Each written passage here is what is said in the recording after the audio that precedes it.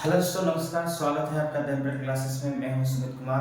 आज हम लोग जो है करंट अफेयर का महत्वपूर्ण क्वेश्चन देखने वाले हैं। इसमें से पहला क्वेश्चन आपके सामने है। यहाँ पे क्वेश्चन है कि अंतर्राष्ट्रीय भारोत्तोलन महासंघ विश्व कप 2024 में बिंदिया रानी देवी ने कौन सा मेडल जीता है। सबसे पहली बात है कि वेट लिफ्टिंग है, और वेट लिफ्टिंग जो है ये कौन सा कैटेगरी है, तो ध्यान देना है ये 56 केजी की कैटेगरी में हुआ है। 56 केजी कैटेगरी का मतलब होता है कि जो व्यक्ति भार उठाने वाला है उसका वेट 56 केजी होना चाहिए। उसमें जो सबसे मैक्सिमम भार उठाएगा उसी को मेडल से सम्मानित किया जाएगा।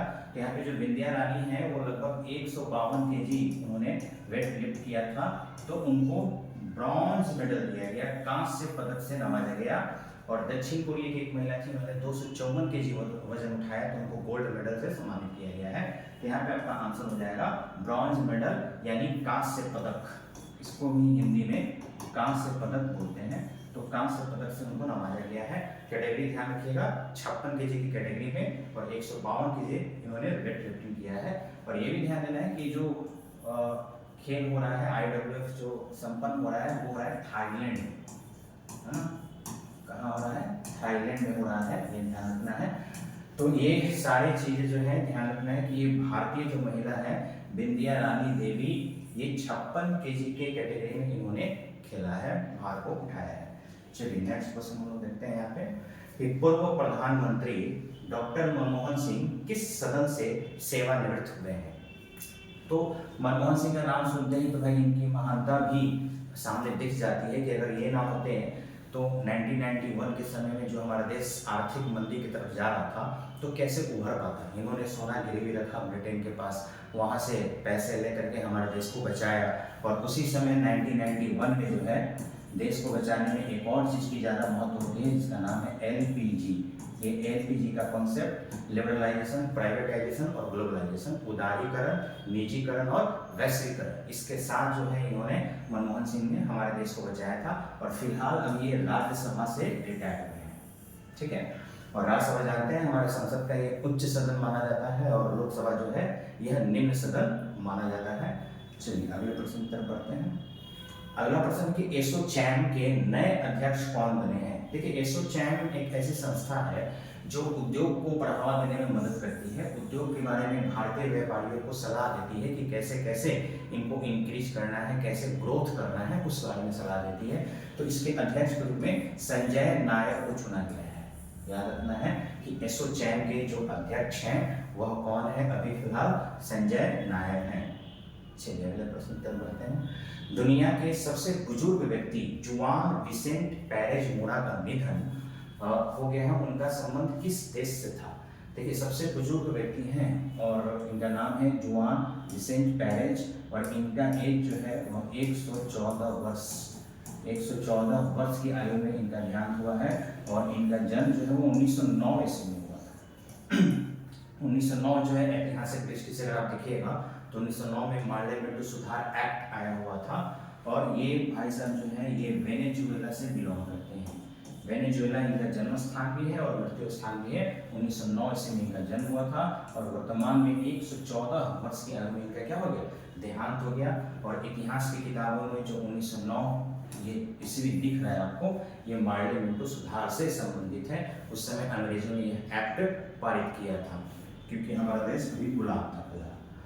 चलिए आगे बढ़ते हैं। किस देश में 7.2 की तीव्रता का भूकंप आने से कई इमारतें ध्वस्त हो गई हैं।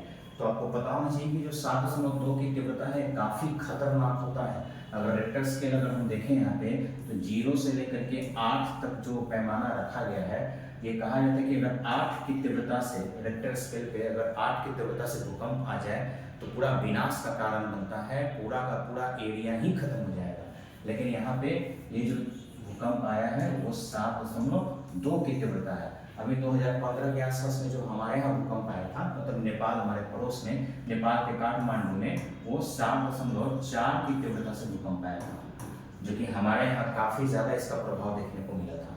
तो ये फिलहाल 7.2 की तीव्रता से जो भूकंप आया है वो ताइवान में आया है, ताइवान नामक देश में भूकंप आया है।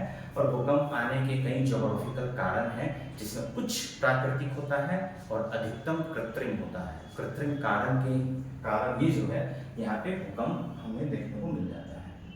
चलिए अगला प्रश्न है कि किस देश के वैज्ञानिकों ने कृत्रिम सूर्य में 100 मिलियन डिग्री, बहुत ज्यादा तापमान है, 100 मिलियन डिग्री सेल्सियस तापमान को 48 सेकेंड तक मेंटेन किया। मेंटेन का मतलब उसको बना के रखा।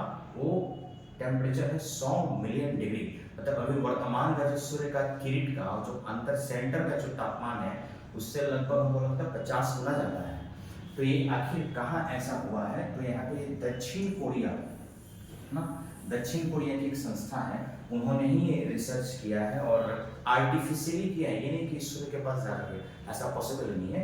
ये आर्टिफिशियली विजुअल तरीके से जो है ये हो पाया है और उन्होंने इस पे रिसर्च किया है, प्रैक्टिस किया है। तो 48 सेकंड तक इस टेम्परेचर को मेंटेन करके रखा।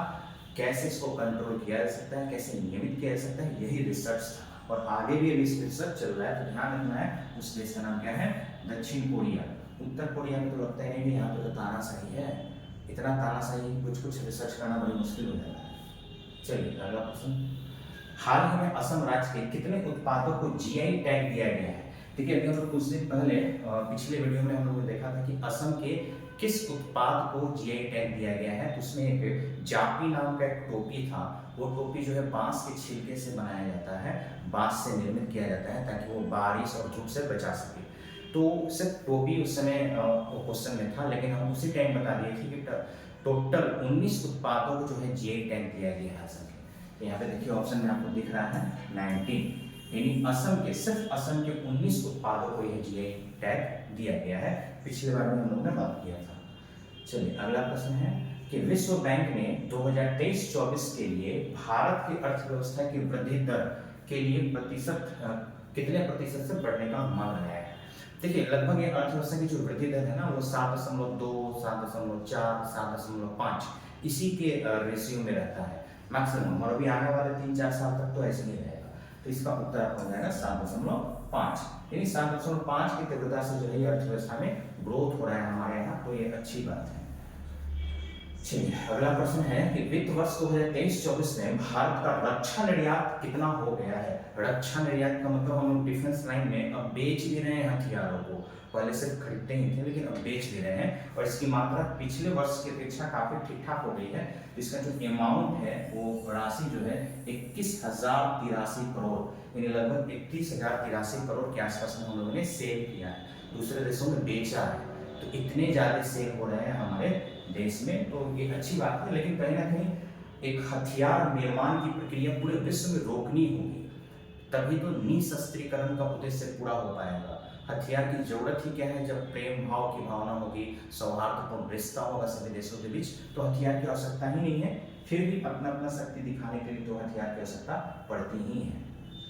चलिए अगला प्रश्न है कि कोडाईकनाल सौर वेधशाला किस राज्य में स्थित है जिसकी स्थापना की 125वीं वर्षगांठ मनाई गई है? देखिए हमारे यहाँ भी सूर्य पे रिसर्च चल रहा है, इसीलिए इसका नाम रखा गया है सौर वेधशाला। और ये इसका नाम क्या है? कोडाईकनाल। तो ये कहाँ पे स्थित है हमारे भारत में? तो दक्षिण भारत में ये स्थित है और दक्षिण भारत के तमिलनाडु में जो स्थित है। हमेशा सूर्य पे रिसर्च चलते रहता है, काफी डिजिटलाइज्ड एरिया है ये, तो वहाँ की तस्वीरों को हमेशा रिसर्च करते रह जाते हैं, कुछ तो नया मिल जाए। और अगर नया मिलेगा तो हमारे लिए उपलब्धि की बात होगी। तो टोटल यहाँ पे आपका 10 प्रश्न जो है दिख रहा है। ये टोटल 10 के 10 प्रश्न इंपॉर्टेंट है, जिसको आप अपने कॉपी में नोट करके रख सकते हैं। फिर अगले वीडियो में हम लोग 10 महत्वपूर्ण क्वेश्चन के साथ मिलेंगे। फिलहाल के लिए धन्यवाद।